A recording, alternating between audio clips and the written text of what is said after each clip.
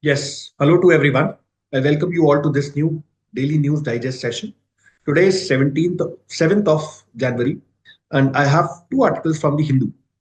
The first article basically is an op-ed article which deals with how it's very important that we enhance governance the digital way. This article basically has been written by a 2015 batch civil servant, an IRS officer, and a global entrepreneur, Mr. Venkatesh Raghavendra. This article basically is talking as to how India has to embark on an ambitious journey towards digital governance. So, a term which is very important from your exams perspective, it becomes digital governance, and how it is a transformation designed not only to improve citizen services but also to bolster the capabilities of government employees. This effort underscores a critical truth: the efficiency of public service delivery is inextricably linked to the skills and competencies of the workforce behind it. Apart from it, another aspect that basically becomes important is the keywords which have been mentioned here. It talks about the Arthashastra as written by Chanakya. They are emphasizing on the fact that why capacity building in digital governance is very important. Digital governance, what does it mean? It represents a paradigm shift in how government employees and associated service providers or intermediaries, such as contractors, should engage with their work. The adoption of technology in governance facilitates more effective communication, informed decision making, and streamlined workflows. As public expectations evolve over time, so too must the skill set of those in governance roles. The pressing need for government employees to become adept at navigating digital platforms is paramount in a world that is increasingly technologically driven. You cannot basically get away from government led initiatives. Initiatives such as the I Got Karm Yogi platform have taken center stage. Another government initiative or policy which is very important. I Got Government platform. Read more on this. It was launched in 2020, and this is an online training portal aims to equip government officials with essential skills in data analytics, public administration, and digital technologies. The flexibility of personalized learning paths fosters continuous improvement, which is a vital trait. Every civil servant should have this. Apart from that, this article also mentions the government e-marketplace, which is another very important initiative that transitions the procurement process to the online sphere. The article also is talking about why it's very important to take this digital empowerment forward. So, in order to make sure that the bureaucratic structures cannot do not slow down in terms of adaptation, and there is a level of enthusiasm and readiness among employees, we need to ensure that more and more government initiatives are streamlined in this regard. Apart from that, the article basically is also talking about why cyber security is a major challenge and how it's very important that we have a very good understanding of the same. So it's saying that cybersecurity looms large as a concern in the digital governance landscape. As government operations shift online, the risk of data breaches and cyber attacks eventually escalates. Protecting of sensitive information is non-negotiable, and training employees in cybersecurity protocols is critical to fortifying digital governance space systems. It should also be remembered that there should be continuous learning, and the rapid evolution of digital tools necessitates ongoing training and upskilling opportunities to ensure that employees remain capable and confident in their roles. This is basically a gist of this article. I think it's a very important article if we look at it from a CSAT perspective, the reading comprehension based articles as well. So I have made a question on in this regard. Let's figure out as to how to approach this question. The question basically is, which of the following is not a key challenge in India's digital governance transformation as highlighted in the passage? What are the challenges here? Resistance to change among segments of the workforce. This was clearly visible there. Lack of incentives for effective implementation of training programs. This is also the case. Cyber security risks associated with online government operations. Towards the end part of this passage, we read about this. However, there is no lack of government funding for digital governance initiatives. This was not at all visible anywhere in the article. 4 is the right answer. Now let's come to another article which caught my attention and which I believe should be read by students. The End of the Global Climate Policy. This has been written by Mr. Mukul Sangwal, who is a former UN diplomat. The Climate Change Conference in Baku in 2024 turned the climate treaty on its head by scrapping the defining feature of the post-colonial world, divided between donors and recipients. This is how we used to identify the developed and developing countries. and it suggested the need for an alternative global sustainability forum. The shift it required that developing countries take charge of their own destiny. They become more proactive in this regard. The purpose of the climate treaty in 1992, that is the Rio Earth Summit is being talked about, was to collectively deal with a common concern. In an unequal world, this was defined by the G7, reducing future emissions of carbon dioxide, despite the treaty acknowledging cumulative emissions alone matter. Developing countries agreed to take on a problem they did not create in exchange for technology transfer and funds, not realizing that the imbalance in research capacity had set the stage for shifting the burden. The backbone of the current arrangement is the disconnect between academic treatment and rules and practices, providing continuing advantage to the G7. These are the powerful seven countries which largely dictate the global world order.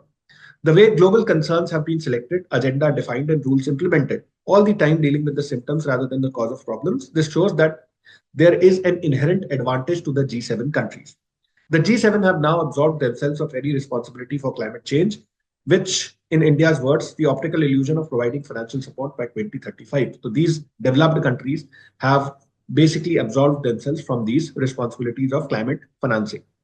Now, why there are two worldviews here? First of all, it needs to be remembered that climate change, with its reduction in emissions of carbon dioxide, is only for the G7 who have overused their fair share of resources.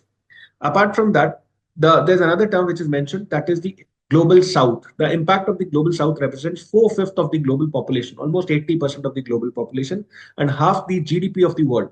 And it no longer following the lead of the G7 has been felt most significantly in climate change, with growing calls for climate justice. The NDC's nationally determined contributions of 72 countries explicitly include the concept of a just transition, which means just transition basically means sharing of resources, sharing of technology, sharing of funds by developed countries with developing countries. And this reflects recognition of the social dimensions of climate change.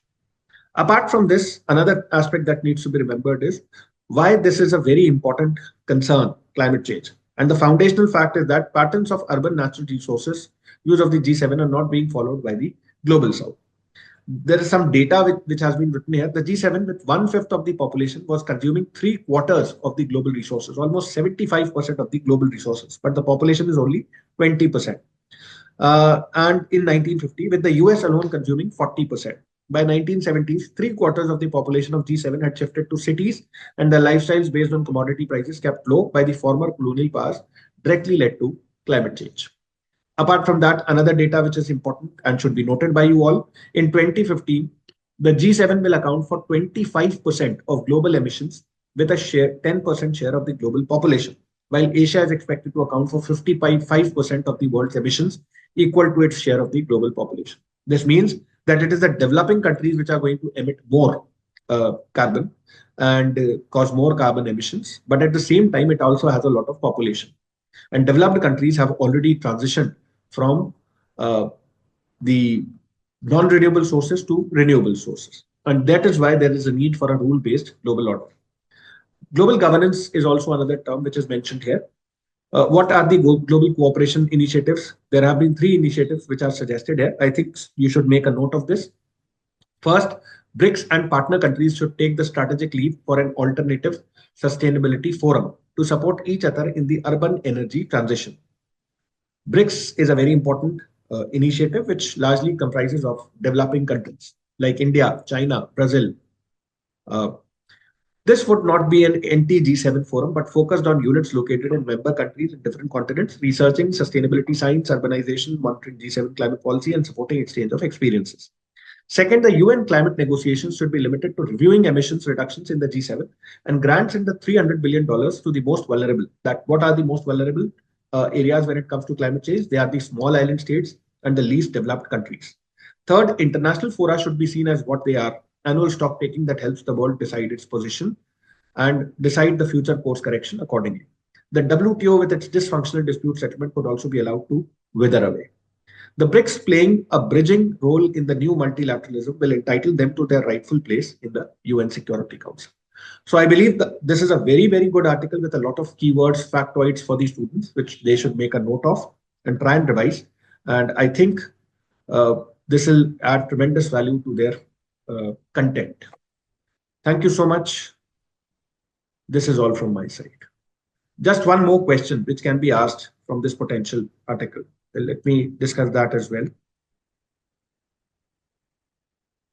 The question that can be asked is the 2024 climate conference in Baku introduced significant changes to the global approach to sustainability. Which of the following statements best reflects the key shift proposed in the conference? The G7 countries pledged to take full responsibility for reducing global carbon emissions by 2035. We wish they could, but that is not the case. First is wrong. The conference emphasized the need for developing countries to take charge of their sustainable development pathways, rejecting the donor recipient model. This is absolutely correct. The conference called for a uniform global carbon tax to address climate justice and reduce emissions. This was nowhere there in the conference. Wrong statement. The concept of just transition was rejected in favor of prioritizing rapid economic growth in the global south. This is also wrong. This did not happen. The correct answer is statement number 2. This is all from my side. Thank you so much. We'll meet again. Hello everyone. Welcome to Daily News Digest. We are going to discuss two important articles from today's newspaper and related questions which can be asked from that article or from that particular topic. So let's start. The first topic which we are going to discuss is from Indian Express, explain page. The first article is Artian Wells. So what are these Artian Wells, Artian condition or artificial aquifers? ये हमारे लिए आज का topic रहेगा, first topic. ये news में क्यों है? Why this is news? Because recently, as we have seen in Rajasthan's Jaisalmer district, it witnessed an unusual phenomenon in last month, where large amount of water began to coming out of this ground, where they were digging a well, or they were digging a bore well. So this large amount of water which is coming out under pressure. So what are the reasons behind this? So some of the हम इस article को जब देखते हैं तो some of the hydrogeologists suggested that this incident can be attributed to artificial conditions. So what is this artificial condition? This artificial aquifers or artificial condition refers to the water stored under pressure between impermeable rocks. So impermeable rocks जो होती है जहां पर there is no pores, there is no place for water to come out or go down. So between two impermeable rocks के बीच में जो पानी under pressure रहता है, if it gets a space for coming out and it comes out under high pressure, तो ये condition होती है, इसको बोलते हैं आर्टिशियन कंडीशन, और इसको आर्टिशियन बेसिन भी बोल सकते हैं, आर्टिशियन एक्विफर भी बोल सकते हैं. So let's see some of the information. So this is a under pressure between layers of sediment, water under pressure between layers of sediments and soil below the earth's surface. It is also described as confined waters because the hardy material that lies above and below this subterranean reservoir. So hardy material रहता है, impermeable rocks रहती है. Unlike water that is extracted through tube wells or wells, however, artificial water can spout on its own. So under pressure ये अपने आप ही बाहर आ सकता है. The reservoir is also located deeper below the earth's surface, and the water is surrounded by poorly permeable rocks, or we can say impermeable rocks, that results in high pressure. When the rupture, like through drilling, जैसे हम अभी इस example को देख रहे हैं जिसमें there were drilling bore well. So through rupture, if rupture happens, then the underground pressure force of the water, or the underground pressure forces the water upwards. The word artesian is specifically used when water is confined under pressure between layers of relatively impermeable rocks. It comes out from the town of Artois in France. तो ये जो word है ये आया है town of Artois in France, the old Roman city of Artesian, where the best known flowing artesian wells were drilled in the Middle Ages. So ये जिसका जो term है, इसका जो word है artesian, ये कहाँ से आया है, इसका origin बताया है इसमें. नेक्स्ट हम देख रहे हैं कि is it unusual for this water to gush out in the desert. So some geologists explained that in desert regions, water is confined underneath a geological layer of sandstone. As soon as the top layer is punctured, the water starts flowing upward due to high pressure, and this phenomena has previously been observed in the Rajasthan in places such as Mohangarh and Nachna Samiti Panchayat. And also, we can say the artisan condition is not only related to Indian subcontinent or Indian desert areas, but artisan condition have also been seen in the desert regions of Australia and Africa. तो इस type से हम इस पे कुछ information है जो gain कर सकते हैं. इसमें क्या क्वेश्चन यूपीएससी फ्रेम कर सकता है, let me show you. Let's see this question. The question says that consider the following statements regarding artesian aquifer. There are three statements. The first statement is artesian aquifers are confined water reservoirs located under high pressure between layers of sediments and soil. ये अभी हमने पढ़ा है, ये correct होगा. Next statement, unlike regular wells, artesian water aquifer water requires mechanical pumping to bring it out to the surface. So this statement will be wrong, as we have seen that it does not require any kind of pumping. It comes out on its own, it spouts on its own. So second statement will be wrong. Moving on to third statement, the term artesian is derived from the town of Artois in France, where the concept of artesian well was first observed. तो ये भी correct होगा. This statement is also correct. We have seen recently. So this statement 1 and 3 will be correct, and the statement 2 will be incorrect. So answer will be 1 and 3. B. Coming to the next topic, which is also part of this explained page. It is regarding this HMPV virus. What is this HMPV? And is it new virus or an old virus? So इसके बारे में हम थोड़ा सा देखेंगे कि नया है या फिर पुराना वायरस है, because this has been in news due to the rumor, or we can say the information coming out on social media regarding its outbreak in China. So at least 2 cases of this human metapneumovirus HMPV were detected during the routine surveillance of respiratory infections by Indian Council of Medical Research. Now, there is usually an increase in respiratory infections during the winter months, owing to poorer immune response and conditions favorable to transmission. So this is not a new virus. First thing which we have to know, it is known to cause respiratory tract infections. We do see a few cases every year. Now, it doesn't get detected because people do not get tested for it. So this is one of the reasons. What is this HMPV? This human metapneumovirus, HMPV, unlike SARS virus, which is COVID-19, COVID virus, HMPV is not a new virus and was first identified in 2001. The virus is related to the avian metapneumovirus that leads to variety of symptoms in different birds. उससे related है ये. In India, multi-center studies on respiratory infections between 2016 and 18 found that HMPV is in 3.4% of patient samples. So अलग-अलग time पे अलग-अलग research conduct की गई है. And during these studies, different percentage of its prevalence or in the patient sample have been found. First is 3.4% of these patient samples. Next study जो हुई उसमें HMPV in 4% of the samples were found. Now, there was an outbreak of HMPV in Puducherry between November 22 and March 23. Another study found that in that particular outbreak, 9.6% of the sample were tested positive. The research found that HMPV was more prevalent in the children below the age of 1 year, in those with the history of wheezing and seizures. So ultimately, ज़्यादा prevalence किसमें होगा? Children's में होगा. It is an RNA virus. जैसे यहाँ पर लिखा हुआ है, it is an RNA virus, and the likes of which are notorious for mutations. This is a reason surveillance should be maintained and sample tested by research laboratories. So ultimately, there is a threat of mutations here because it is an RNA virus. Now, HMPV usually cause symptoms such as cough, fever, runny nose, sore throats, wheezings, and shortness of breath.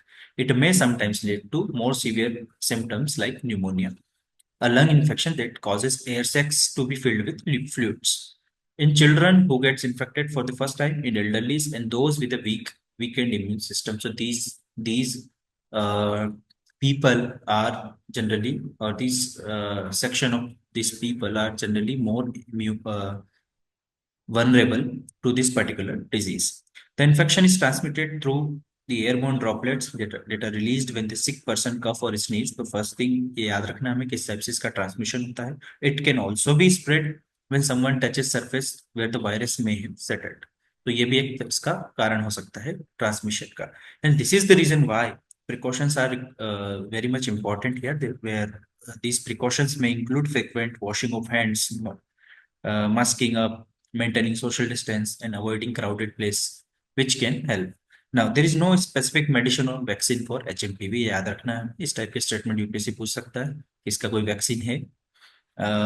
After this 2006 bird flu outbreak and 2010 swine flu H1N1 outbreak, the Indian Council of Medical Research and Integrated Disease Surveillance Program started routinely testing samples of patients with respiratory illness. तो ये routinely testing होती है under integrated disease surveillance program. तो ये programme important है, आपको इसके बारे में कुछ पढ़ना चाहिए.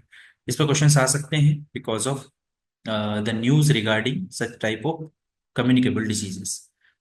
So this is all from this particular article. One question which can be framed, we can see. The question says that consider the following statements about human metapneumovirus (HMPV). First statement is HMPV was first identified in 2001, is related to avian metapneumovirus that affects birds. तो ये correct statement होगा. हमने देखा है अभी recently, it is not a new virus. It was first identified in 2001. This HMPV primarily causes respiratory infection, that is correct, with symptoms such as cough, fever, sore throat, and shortness of breath. अभी हमने symptoms इसके देखे हैं. So second statement will also be correct. Third statement, the infection can be spread only through airborne droplet released by a sick person. हमने अभी देखा है, it can also be spread through touching infected surfaces. So this is not the only transmission channel, only transmission way. So infection can be transmitted or spread through airborne droplets as well as through infected or touching infected surfaces. So third statement will be wrong. The extreme statement है. So answer will be 1 and 2. Statement 1 and 2 are correct. So this was all from this particular article. Now we'll meet again with some other important articles in the next edition of Daily News Digest. Thank you so much.